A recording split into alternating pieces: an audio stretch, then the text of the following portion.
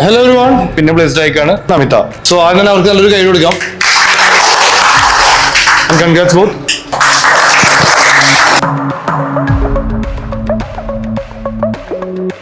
അപ്പൊ നമ്മുടെ നമിതയും പ്ലേസ് ആയിരിക്കാനും നല്ലൊരു ഓപ്പർച്യൂണിറ്റി ആണ്. അതേപോലെ തന്നെ അവര് ഇന്റർവ്യൂസും കാര്യങ്ങളൊക്കെ നല്ല രീതിയിൽ വർക്ക്ഔട്ട് ചെയ്തുകൊണ്ടാണ് പ്ലേസ് ആവാനുള്ള റീസൺ. എന്റെ പേര് Namitha.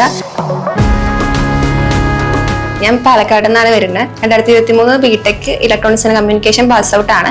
സ്മെക്കിൽ main stack development course ആണ് പഠിക്കുന്നത്. ഇപ്പൊ ഞാൻ റോബോട്ടിക്സിൽ പ്ലേസ്ഡ് ആയി. സ്മെക്കിൽ എന്ന് പറഞ്ഞാൽ ആദ്യം എനിക്ക് ഇലക്ട്രോണിക്സ് കഴിഞ്ഞപ്പോൾ ഹാർഡ്വെയറും സോഫ്റ്റ്വെയറും പഠിക്കായിരുന്നു. അപ്പൊ എനിക്ക് ഹാർഡ്വെയർ പറഞ്ഞ എംബഡഡ് സിസ്റ്റം ഞാൻ ആദ്യം നോക്കിയിട്ടുണ്ടായിരുന്നു കോഴ്സ്. അപ്പൊ എംബഡഡ് സിസ്റ്റം പറഞ്ഞാൽ എനിക്ക് അത്രയ്ക്ക് ഇഷ്ടം ഉണ്ടായിരുന്നില്ല, ഹാർഡ്വെയർ ഇഷ്ടം ഉണ്ടായിരുന്നില്ല.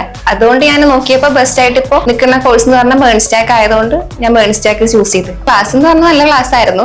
നമ്മൾ സ്വന്തമായിട്ട് സാറേ ഞങ്ങൾക്ക് എക്സ്പ്ലെയിൻ ചെയ്ത് തരും, എന്നാലും സ്വന്തമായിട്ട് നമ്മൾ കുറെയൊക്കെ പഠിക്കണമായിരുന്നു. പിന്നെ നമുക്ക് ഡൗട്ട് ഉണ്ടെങ്കിൽ ഞങ്ങൾ സന്ദീപ് സാറോട് ചോദിച്ചത് ഞങ്ങൾക്ക് എക്സ്പ്ലെയിൻ ചെയ്ത് തന്നിരുന്നു.